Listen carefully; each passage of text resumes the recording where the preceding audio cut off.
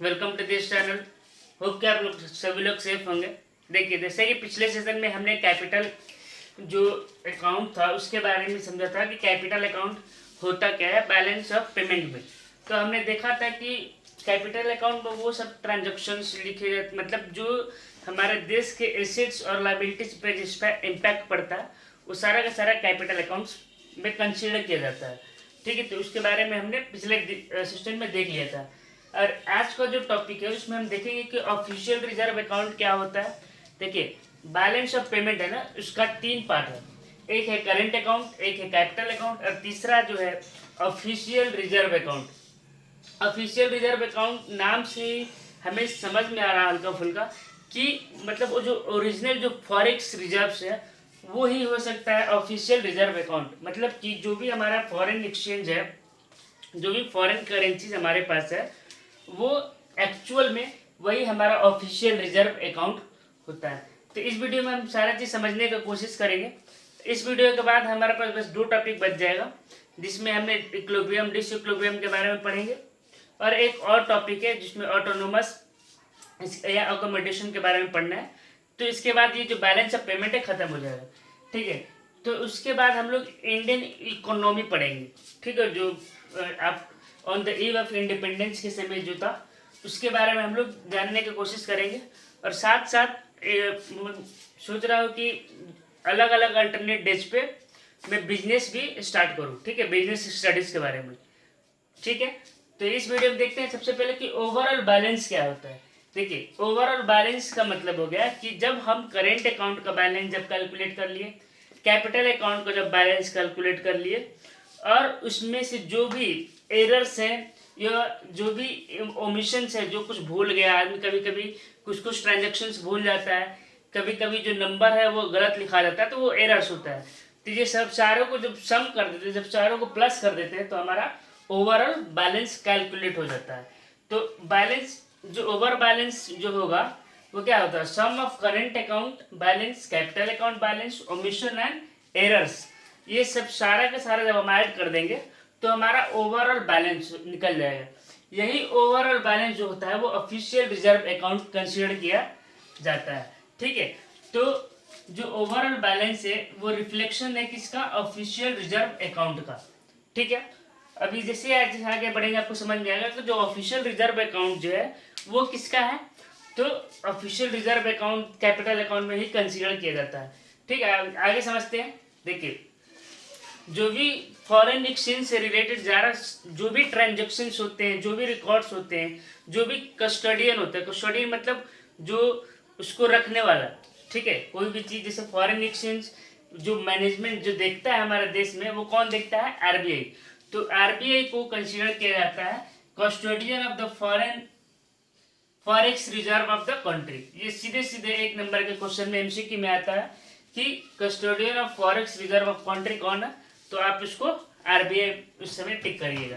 ठीक है, and all the forex transaction in the country are routed through RBI. जो भी ट्रांजेक्शन्स होते हैं वो सारा के सारा फॉरेन जो भी पेमेंट करना होता है दूसरे देश को, अगर मान लो किसी देश से इंपोर्ट आया है तो उसका पेमेंट करना है, या फिर जो भी ट्रांजेक्शन जो फॉरेन एक्सचेंज से करना है दूसरे देश की करेंसीज को, तो वो सारा का सारा आरबीआई ही करता है। ठीक है, यदि ओवरऑल बैलेंस जो है पॉजिटिव रहेगा तो इसका मतलब जो हमारा ऑफिशियल रिजर्व है वो क्या होगा, पॉजिटिव होगा। ठीक है, मतलब कि जो ओवरऑल बैलेंस ही वो ऑफिशियल रिजर्व अकाउंट है। ऑफिशियल रिजर्व अकाउंट मतलब कि कितना हमारा फॉरेन एक्सचेंज है, टोटल फॉरेन एक्सचेंज को हम लोग ऑफिशियल रिजर्व अकाउंट बोलते हैं, सिंपल भाषा में ये होता है। तो अगर ओवरऑल बैलेंस प्रॉफिट मतलब प्लस में रहेगा तो जो ऑफिशियल रिजर्व है वो भी क्या होगा, इंक्रीज शो करेगा। ठीक है, अगर वो निगेटिव रहेगा तो ऑफिशियल रिजर्व बैलेंस भी निगेटिव शो करेगा। ठीक है, ये समझ में आ गया आपको। अब देखिए, official reserve account is shown as a part of the capital account BOP rather than separate account. मैंने पहले ही बताया था आपको कि जो ऑफिशियल रिजर्व अकाउंट होता है वो अलग से कोई रिजर्व अकाउंट नहीं होता है, वो हमारा जो कैपिटल अकाउंट होता है जिसको हमने कल पढ़ा था। ठीक है, तो जैसे कैपिटल अकाउंट में हमने देखा था ना, बोरोइंग देखा था, बोरोइंग्स के पास जो भी इन्वेस्टमेंट देखा था, जिसमें हमने एफपीआई और एफडीआई के बारे में पढ़ा था। तो जो ऑफिशियल रिजर्व अकाउंट होता है वो उसी का पार्ट होता है। किसका? कैपिटल अकाउंट का। तो कैपिटल अकाउंट का क्यों पार्ट होता है? क्योंकि इससे हमारे देश के जो एसेट्स है और लाइबिलिटीज है उन पे इम्पैक्ट पड़ता है। इस कारण से ये हमारा जो है, ठीक है, पार्ट होता है कैपिटल अकाउंट बीओपी का। ठीक है, ये भी समझ में आ गया। ये भी क्वेश्चन पूछा जा सकता है एमसीक्यू में कि ये किसका पार्ट होता है, करंट अकाउंट का या कैपिटल अकाउंट का।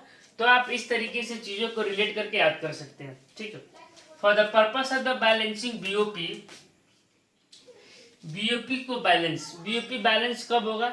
मतलब कि बीओपी को बैलेंस करने का मतलब है कि जितना हम पे कर रहे हैं, ठीक है, और जो एक्सपोर्ट और इंपोर्ट जब बराबर होगा तो समझ लीजिए वो बीओपी इक्वल हो गया, मतलब इक्विलिब्रियम पे हो जाएगा। तो for the purpose of balancing BOP increasing official reserve, official reserve अगर बढ़ता है तो हम उसको इंडिकेट कर रहे हैं कि वो घटता है, और जब ऑफिशियल रिजर्व घटता है तो हम उसको शो करते हैं कि वो बढ़ा हुआ है।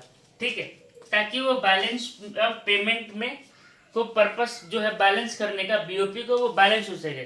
ठीक है, क्योंकि ये किसका पार्ट होता है? ये पार्ट तो एक्चुअली में होता है कैपिटल अकाउंट का ही, इसलिए हम इसको रिवर्स में इंडिकेट करते हैं। ठीक है, अब देखिए बैलेंस ऑफ पेमेंट सरप्लस कब होगा? जब कैपिटल अकाउंट सरप्लस होगा और करेंट अकाउंट सरप्लस होगा, तो हम बोलेंगे कि ओवरऑल बैलेंस ऑफ, मतलब बैलेंस ऑफ पेमेंट है वो क्या है? सरप्लस है। और जब भी करेंट अकाउंट डिफिसिट होगा या फिर कैपिटल अकाउंट डिफिसिट होगा तो हम उसको बोलेंगे कि बैलेंस ऑफ पेमेंट जो है वो डिफिसिट है। हम ऑफिशियल रिजर्व अकाउंट को कंसीडर नहीं करेंगे दोनों केस में। ठीक है, ऑफिशियल रिजर्व अकाउंट मतलब कि जो भी फॉरेक्स हमारे देश में अवेलेबल है, जो भी फॉरेन एक्सचेंज हमारे देश में अवेलेबल है, उसको हम कंसीडर नहीं करेंगे। यदि हम ऑफिशियल रिजर्व अकाउंट को, मेरे नोट में लिखा हुआ है कि यदि हम ऑफिशियल रिजर्व अकाउंट को अगर हम कैपिटल अकाउंट बीओपी में कंसीडर करेंगे तो क्या होगा कि जो हमारा बीओपी है वो जीरो हो जाएगा। ठीक है, इसलिए हम इसको कंसीडर नहीं करते हैं अभी। ठीक है, लेकिन जैसे ही हम लोग इक्विलिब्रियम पे पढ़ेंगे तो इक्विलिब्रियम पे कब होगा?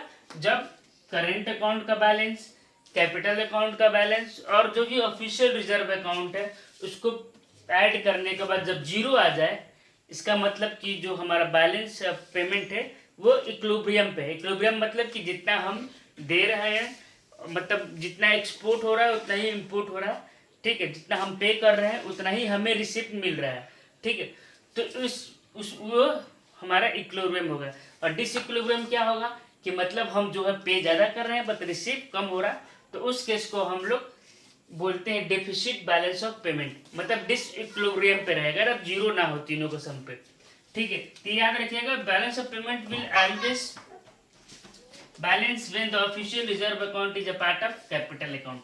जब कैपिटल अकाउंट का पार्ट हो जाएगा तो बीओपी हमेशा जो है तो बैलेंस होगा। होप कि आपको समझ में आ रहा होगा ये सारा चीज़।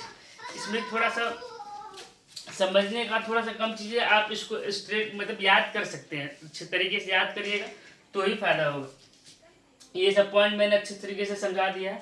इसको बस याद रखिएगा कि रिजर्व, जो ऑफिशियल रिजर्व होता है वो कोई सेपरेट अकाउंट नहीं होता है, वो किसका पार्ट होता है? हमारा कैपिटल अकाउंट का पार्ट होता है। ये पार्ट आप अच्छे तरीके से याद रखिएगा। ठीक है, तो इस वीडियो में बस इतना ही। नेक्स्ट वीडियो में हम देखेंगे कि डिसइक्विलिब्रियम और इक्विलिब्रियम में बीओपी, और उसके बाद फिर ये चैप्टर खत्म हो जाएगा तो हम लोग देखेंगे इंडियन इकोनॉमी चालू करेंगे on the eve of independence, कि इंडिपेंडेंस के समय कैसा था, इसमें प्लानिंग कमीशन क्या था, इसमें अलग अलग जो प्लान्स है, फिर जो पंचवर्षीय योजना होता है, ठीक है, 5 ईयर प्लान्स, उसको वो सब क्या होता है उसके बारे में समझने की कोशिश करेंगे। फिर एम्पावरमेंट क्या है, पॉवर्टी, इसमें सारा का सारा चीज़ जो उस समय प्रिवेलिंग था हमारे इकोनॉमी में वो पूरा जानने की कोशिश करेंगे। ठीक है, अगर इसके अलावा और भी कोई सब्जेक्ट आपको पढ़ना है तो आप हमें कमेंट सेक्शन में ज़रूर बताएं। मैंने सोचा है कि बिजनेस स्टडीज़ भी धीरे धीरे इसके साथ ऐड कर दूँ ताकि जो आपका एग्जाम तक सारा का सारा चीज़ कंप्लीट हो जाए। ठीक है, तो इस वीडियो में बस इतना ही। Thank you so much.